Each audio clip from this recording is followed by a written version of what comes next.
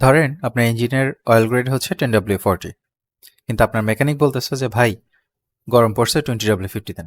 এটা ধরে একটা ফার্স্ট চটকনা মারেন, এবার তারে আমার এই ভিডিওটা হচ্ছে পাঠিয়ে দেন। দেখেন বেশিরভাগ রাইডাররা চিন্তা করে যে গরম ওয়েদার মানে হচ্ছে আমাকে একটু থিকার একটা তেল ইউজ করতে হবে, কেন?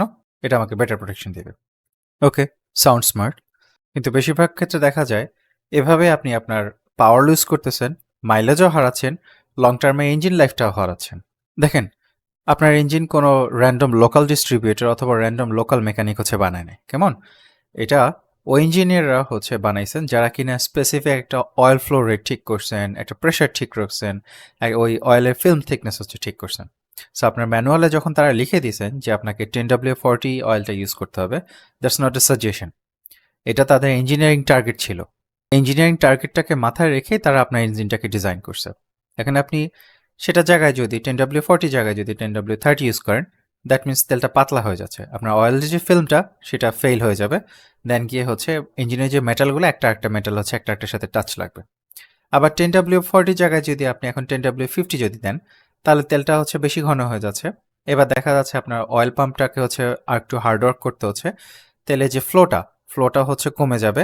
আর প্লাস হচ্ছে আপনার যে লুব্রিকেশনটা, এটা ইঞ্জিনের প্রপার যে পার্টসগুলো আছে সেখানে যেতে আপনার সময় লাগতেছে। আর তাছাড়া আপনার ইঞ্জিনটা দেখবেন অনেক গরম হচ্ছে। কিন্তু ইঞ্জিনিয়াররা আপনার ম্যানুয়ালের মধ্যে যদি মাল্টিপল গ্রেড অ্যালাউ করে, যেমন আমার CF মোটর 300 SR-এ আমার এনভায়রনমেন্টাল কন্ডিশনের উপরে বেস করে আমাকে 10W30, 10W40, 10W50 এইগুলোর মধ্যে আমি গ্রেড চেঞ্জ করতে পারবো। কিন্তু তারা একটা এনভায়রনমেন্টাল কন্ডিশন দিয়ে দিছে, সেটার উপরে বেস করে হচ্ছে আমাকে প্রপার ভিসকোসিটির যে অয়েলটা আমার এনভায়রনমেন্টের জন্য অ্যাপ্রোপ্রিয়েট সেটা হচ্ছে ব্যবহার করতে বলা হয়েছে। সো আপনার ম্যানুয়ালে যদি একটা গ্রেডই দেওয়া থাকে, সে একটা গ্রেডই থাকেন। যদি আপনাকে একটা রেঞ্জ দেয়, সেই রেঞ্জটা ইউজ করেন। এখন এক্সপার্টরা যখন তেলের গ্রেড চেঞ্জ করে, তারা সেটা বুঝে শুনেই করে। তো এটা আপনিও কিভাবে করতে পারেন সেটা নিয়ে একটা বিস্তারিত ভিডিও আমার এক্সেল ডাইনামিক্স চ্যানেলে আপলোড করা আছে, সেটা দেখা আমন্ত্রণ রইল।